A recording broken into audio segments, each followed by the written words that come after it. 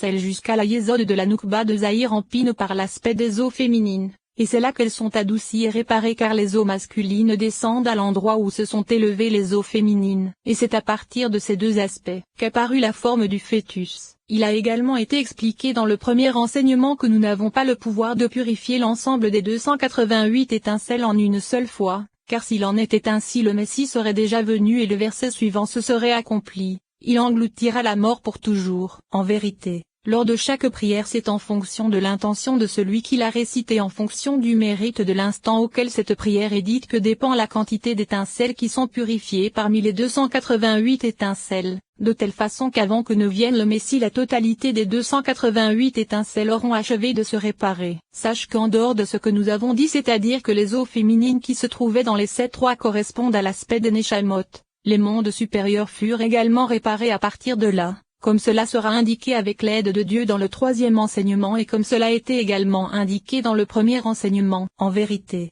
après que la partie de Zahir-en-Pine et Noukba eut achevé de se réparer, ce qu'il resta à purifier c'est l'aspect des Neshamot qui sortirent du monde de l'Atsilut comme nous le savons. Comprends bien cela. Ainsi, le premier accouplement qui se produisit au moment de la création du monde se fit simplement par le miracle de son choix et de sa volonté. Béni soit-il. Comme cela est expliqué de nombreuses fois dans le Zohar, lorsqu'il s'éleva dans sa volonté de créer le monde et et il faut comprendre que chaque fois qu'il est question de la création du monde ou du début d'un Atsilut, cela est introduit par les mots lorsqu'il s'éleva dans sa volonté. Mais ceci n'est qu'une des deux faces de la chose. En effet, il n'est possible à Aïma de s'accoupler que grâce aux eaux féminines qui correspondent à Zahir-en-Pine et Noukba car ce sont leurs premiers enfants. Et c'est le sujet du verset, et il n'y avait pas d'homme pour travailler la terre. Car il ne peut y avoir de travail et d'ensemencement de la terre qui correspond à la femelle supérieure que grâce à l'homme qui élève les eaux féminines. Ainsi, lorsque le monde fut créé, lors de la première fois il fut impossible de le créer car Zahir-en-Pine et Noukba ne s'étaient pas encore purifiés et ne s'étaient pas élevés par l'aspect des eaux féminines. Ainsi,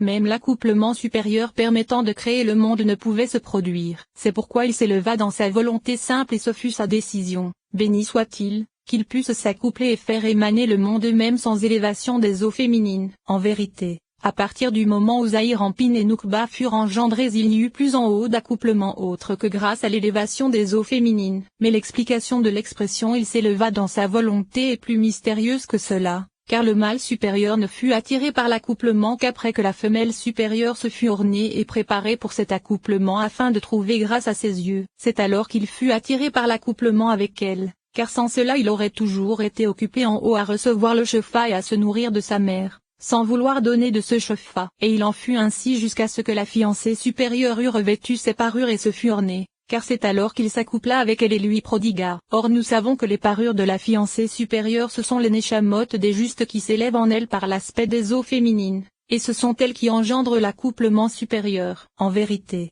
la première fois et lors du premier accouplement le mâle fut excité de lui-même et non par la femelle. Ainsi, la volonté s'éleva en lui ainsi que le désir de s'accoupler même s'il n'y avait pas encore d'aspect d'eau féminine. C'est pourquoi cet accouplement est très mystérieux et ne se produisit pas par l'aspect de l'accouplement de sa yésode à lui avec sa yésode à elle puisqu'il n'y avait pas encore de femelle créée dans le monde. Alors avec qui s'accoupla-t-il au moment où le monde fut créé? C'est pour cette raison que le premier accouplement se produisit par la volonté suprême. La pensée du cerveau supérieur, par le secret selon lequel la volonté suprême est totalement masculine, et il n'est pas question ici de femelle, comprends cela. Mais par la suite, l'accouplement se produisit toujours grâce à Zahir-en-Pine et Noukba. Mais reprenons notre explication de la première introduction, c'est-à-dire que toutes les eaux féminines doivent se réparer deux fois. Le sujet en est que Zahir-en-Pine et Noukba furent également purifiés à partir des 288 étincelles comme cela a été indiqué. Mais avant qu'ils ne fussent purifiés, l'accouplement supérieur se produisit sans l'intervention de Zahir-en-Pine et Noukba. Et ensuite, la seconde fois Zahir-en-Pine et Noukba avaient l'aspect d'eau féminine pour Abba et Ima. Quelques étincelles de Neshamot commencèrent alors à s'élever par l'aspect des eaux féminines vers Abba et Ima, et elles s'associèrent à Zahir-en-Pine et Noukba qui se trouvaient là sous l'aspect d'eau féminine comme cela a été indiqué. Car après la purification des parties de Zahir-en-Pine et Noukba,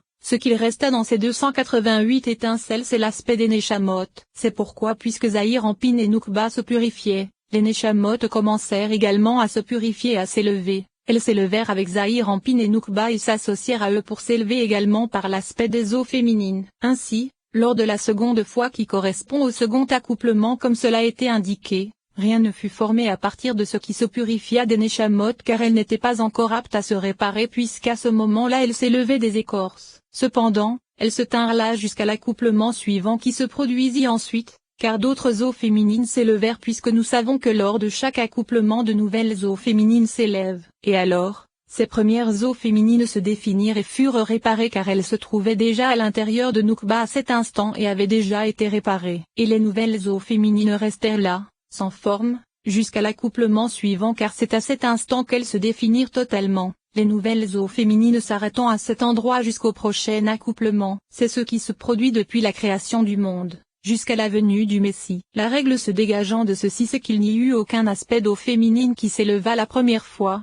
mais ensuite lors du second accouplement elles furent réparées et prirent forme pour devenir une Neshama réparée. C'est alors que cette dernière descendit pour se revêtir d'un corps dans ce monde.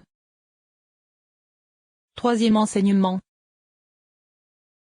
Sache qu'au moment de la mort des rois, lorsqu'ils descendirent, ils possédaient en eux tous les aspects constituant la Tsilut, Beria, Yetzira et Assia. Ainsi, dans la partie même d'Assia se trouvaient 4 aspects dont l'ordre de bas en haut était le suivant, le minéral, le végétal, l'animal et l'humain. Le sujet en est qu'il est certain que même le minéral qui correspond à la poussière, aux pierres et ainsi de suite doit nécessairement contenir une vitalité spirituelle et un mazal ainsi qu'un ministre le supervisant d'en haut. Car sinon la terre ne pourrait donner naissance aux herbes et aux graines sans vitalité en elles. En vérité, le degré de vitalité du végétal est supérieur à celui du minéral car nous voyons bien qu'il croît et se développe comme un homme. Or il est certain que c'est la vitalité qu'il contient qui cause cette croissance. Et la vitalité des êtres vivants se trouve encore au-dessus car ils ont un effet davantage purifié comme le dit le verset. Et l'esprit de la bête descend-il en bas dans la terre, et la vitalité de l'homme doté de parole est la plus élevée de toutes. Ainsi, tu n'as aucune création dans tous les mondes qui ne possède quelque chose qui soit issu de la purification des rois,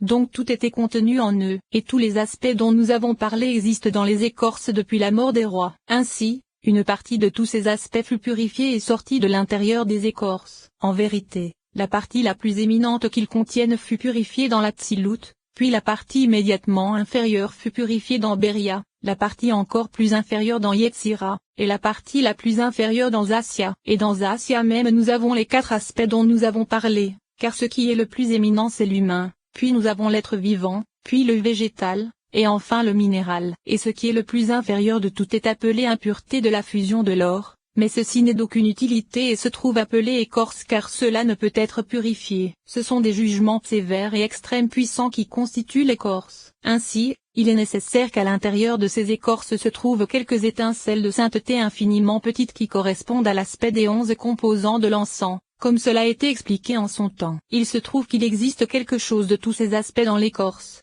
et l'homme doit par ses actions les réparer, les purifier et les élever de degré en degré. Et lorsque ces 11 composants de l'encens auront achevé de se purifier, alors il engloutira la mort pour toujours comme cela a été indiqué dans le premier enseignement. Ainsi, le sujet de la purification correspond à l'élévation d'un aspect vers un autre degré plus grand, et ainsi de suite pour tous les degrés. C'est ce qui a été expliqué à propos du secret de l'alimentation, car l'homme peut transformer le minéral en une partie de l'homme lui-même puisque toutes les choses contenant un résidu et une écorce se purifient et se réparent, et elles se réparent précisément depuis l'aspect du minéral jusqu'à l'aspect de l'humain doté de parole. Ensuite, si l'homme est encore plus méritant grâce à ses actes, le tout s'élève au niveau de l'ange. De cette façon, tout se purifie peu à peu et s'élève de degré en degré jusqu'à un niveau très élevé. Ainsi, lorsqu'Adam et Ève furent engendrés, l'aspect des Neshamot avait été purifié en lui, et lorsqu'il donna leur nom à tous les êtres vivants ils furent également purifiés. En vérité, le végétal et le minéral durent être réparés ensuite grâce au travail de la terre et à leur consommation. Mais lorsqu'ils péchèrent,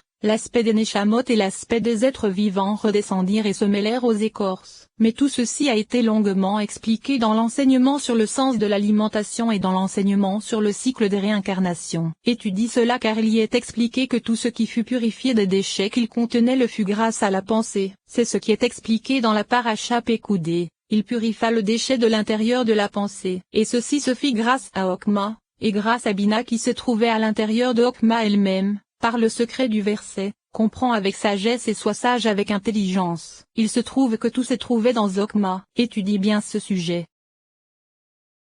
Quatrième enseignement.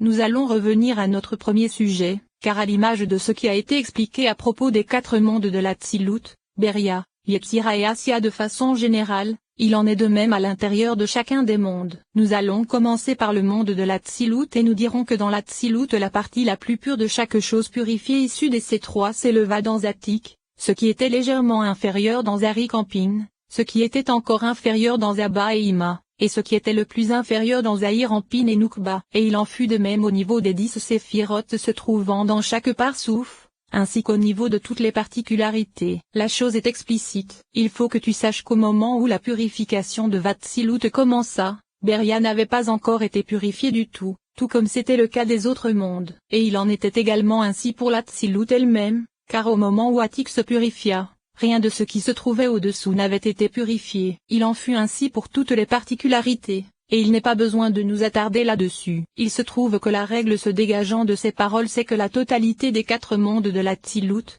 Beria, Yetzira et Asya, ainsi que toutes les particularités qu'ils contenaient, correspondent à la purification de ces 3. Ce sujet est la racine de toute connaissance issue de cette sagesse de vérité. Souviens-toi de cela. Or dans les 2 premiers enseignements nous avons expliqué qu'il n'est possible de purifier les étincelles que grâce à l'accouplement supérieur, car ces étincelles s'élèvent depuis l'endroit où elles étaient tombées et pénètrent dans le ventre de la Nukba supérieure et restent là le temps de la grossesse. C'est alors qu'elles s'adoucissent et deviennent l'aspect d'un parsouf. Ainsi, à propos de l'accouplement supérieur qui se produisit afin de purifier Ari-Campin, nous n'avons pas le droit de parler d'accouplement pour ce qui se trouve au-dessus d'Abba et Ima dont il est dit, je l'ai appelé seul, sans partenaire, comme nous l'avons appris dans le Zohar sur la paracha Bereshit. Daf 22. Et il n'est pas question d'accouplement car la première Nukba qui se trouvait dans Vatsilut c'est Ima Iliaa, et c'est à partir d'Abba et Ima que nous commençons à mentionner l'aspect de l'accouplement. C'est pourquoi nous allons maintenant expliquer l'accouplement d'Abba et Ima qui permit de purifier les parties pures de Zahir-Ampin et Nukba. Le sujet en est qu'après que les parties d'Abba et Ima furent totalement purifiées, ceux-ci durent s'accoupler pour purifier les parties de Zahir-Ampin et Nukba. Et alors,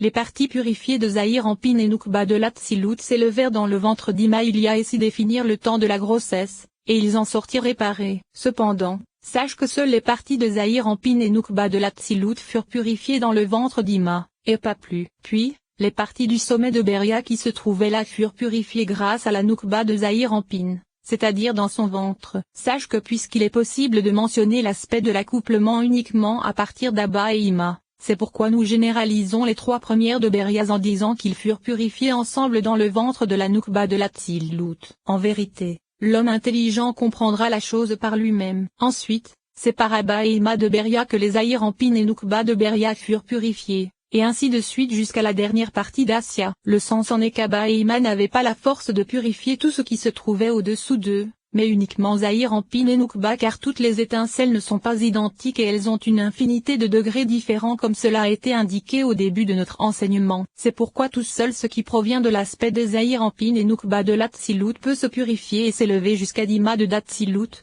alors que tout ce qui se trouve à un degré inférieur à celui de Zahir-Ampin et Nukba ne peut s'élever au-delà de Zahir-Ampin et Nukba puisque ceci a un degré inférieur à celui de Zahir-Ampin et Nukba. Or si cela avait la force de s'élever jusqu'à Ima, ce serait inclus avec l'ensemble de Zahir-Ampin et Nukba. Ainsi, un degré ne peut se purifier que grâce au degré se trouvant au-dessus de lui. Ces choses sont explicites. En vérité, tu dois connaître un sujet qui est qu'avant que Zahir-Ampin et Nukba ne fussent purifiés, il est certain que rien n'empêchait Abba et Ima de s'accoupler car leur accouplement est permanent et ne cesse jamais comme nous le savons. En réalité, puisque le principe de la cause de l'accouplement n'est que de purifier, il n'y avait aucune nécessité de s'accoupler par l'aspect de l'accouplement inférieur de sa Yesod à elle avec sa Yesod à lui appelé accouplement corporel inférieur, mais ils s'accouplèrent par un accouplement spirituel supérieur appelé baiser comme cela nous a été expliqué dans l'enseignement sur l'accouplement supérieur des baisers et sur l'accouplement inférieur de Yesod. Étudie le 4e enseignement sur les baisers. En vérité,